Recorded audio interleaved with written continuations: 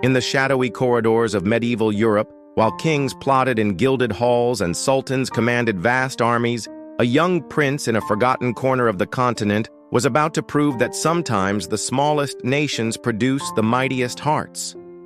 This is the story of Stephen III of Moldavia, a ruler so tenacious that he would fight 47 battles, win 44 of them, and earn a place among history's most underestimated military geniuses.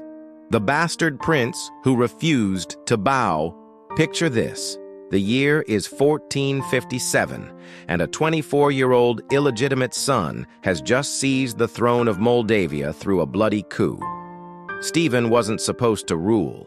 He was a bastard, a second son, an afterthought in the grand chess game of medieval succession.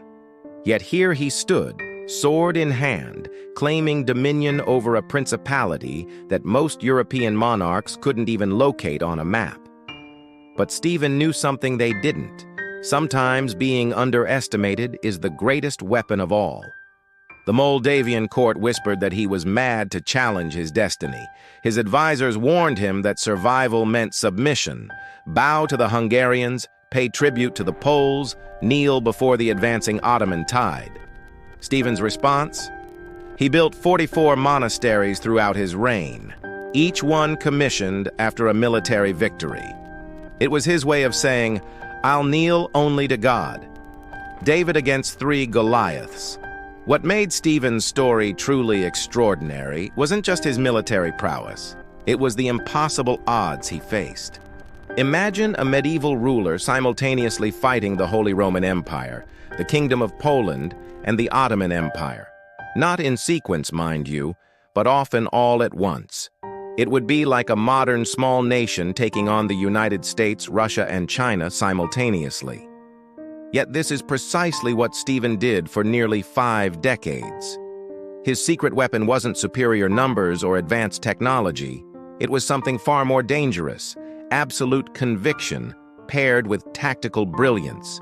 While his enemies relied on massive armies and conventional warfare, Stephen perfected the art of guerrilla combat centuries before the term was coined. He would strike like lightning, disappear into Moldavia's dense forests, then emerge where least expected. The Hungarians learned this the hard way in 1467 at the Battle of Baia. King Matthias Corvinus, one of Europe's most feared military commanders, invaded Moldavia with an army that outnumbered Stephen's forces 3-1.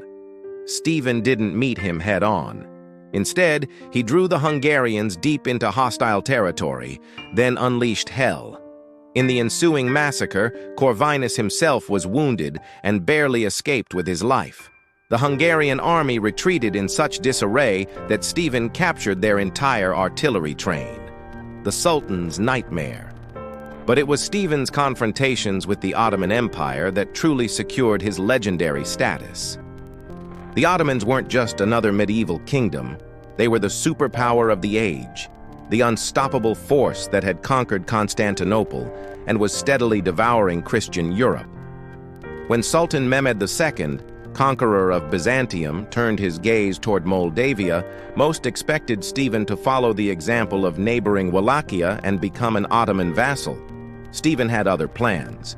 In 1475, at the Battle of Vaslui, Stephen achieved what many considered impossible. He handed the Ottoman Empire one of its most devastating defeats in decades. The Turkish chronicler Leonikos Chalkokondyles wrote that the Ottoman losses were so catastrophic that the battlefield was covered with Turkish corpses like a carpet. European courts, accustomed to hearing only of Ottoman victories, could barely believe the news. Pope Sixtus IV called Stephen the athlete of Christ and sent him a consecrated sword and hat, medieval Europe's equivalent of a Nobel Peace Prize. What made this victory even more remarkable was Stephen's intelligence network. He had cultivated spies throughout the Ottoman Empire, giving him advance warning of every major military movement. When the Ottomans invaded, Stephen knew their numbers, their route, and even the personal habits of their commanders. It was medieval warfare meets modern intelligence gathering. The politics of survival. Stephen's genius wasn't limited to the battlefield. He was also a master diplomat who understood that in medieval Europe, survival often depended more on shifting alliances than military might. He played the great powers against each other with the skill of a chess grandmaster, switching sides when necessary, but never compromising his ultimate goal, Moldavian independence. When it served his interests, he allied with Poland against Hungary. When the situation changed, he courted Hungarian support against the Ottomans. He even negotiated with Muscovy, recognizing the rising power of Ivan the Great decades before most European rulers took Russia seriously. Each alliance was temporary, tactical, and completely ruthless. Perhaps his most audacious diplomatic maneuver involved the Ottoman succession crisis of 1481. When Sultan Mehmed II died, his sons Bayezid and Cem fought for the throne. While other European rulers watched from the sidelines, Stephen secretly supported different claimants at different times, prolonging the Ottoman Civil War and buying Moldavia precious years of peace. It was geopolitical manipulation at its finest. The fortress builder. Stephen also understood that military victories meant nothing without strategic depth. Throughout his reign, he transformed Moldavia into a fortress state, building an interconnected network of castles, watchtowers, and fortified monasteries. These weren't merely defensive positions. They were the backbone of his early warning system and the foundation of his guerrilla warfare strategy. His masterpiece was the fortress of Suceava, which he expanded into one of Eastern Europe's most formidable strongholds. Contemporary accounts describe walls so thick that cannonballs simply bounced off them. More importantly, Stephen positioned these fortresses to control every major invasion route into Moldavia. An attacking army couldn't simply bypass them. They had to conquer each one individually, bleeding men and resources with every siege. The final stand. As Stephen aged, the odds against him only multiplied. The Ottomans returned with larger armies. The Poles pressed their territorial claims more aggressively. New enemies emerged as the balance of power shifted.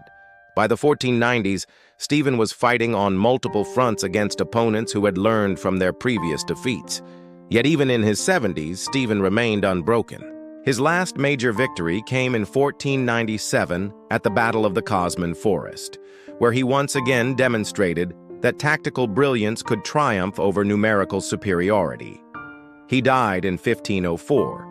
Still ruler of an independent Moldavia, having outlasted 3 Ottoman sultans, 5 Polish kings, and 4 Holy Roman emperors. Legacy of the unconquerable.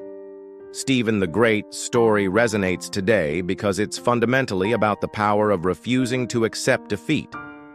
In an age when might typically made right, he proved that determination, intelligence, and unwavering principles could triumph over seemingly impossible odds.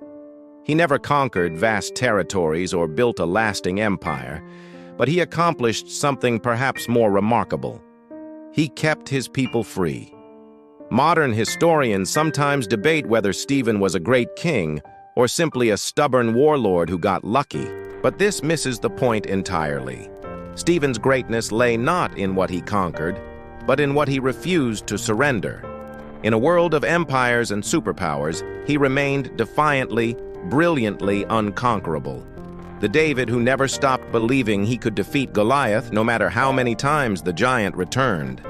His 44 monasteries still stand today, silent monuments to a ruler who proved that sometimes the greatest victory is simply refusing to lose.